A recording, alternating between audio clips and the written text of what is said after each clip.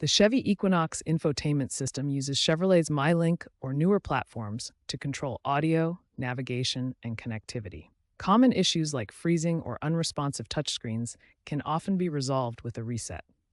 There are three main types of resets. A reboot is a quick restart that clears temporary memory.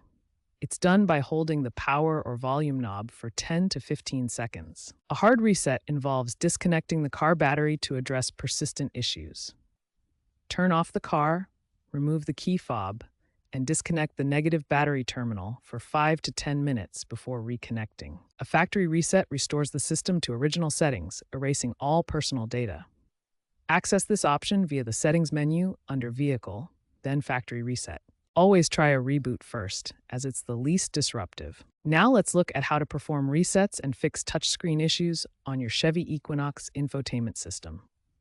To perform a factory reset, start with the ignition on but engine off. Navigate to Settings, then Vehicle, and select Factory Reset.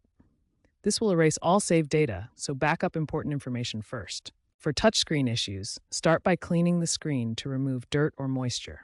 If issues persist, check for software updates.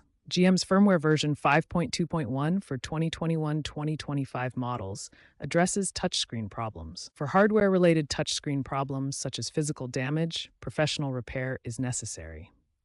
Remember to check for updates regularly to keep your Equinox infotainment system running smoothly.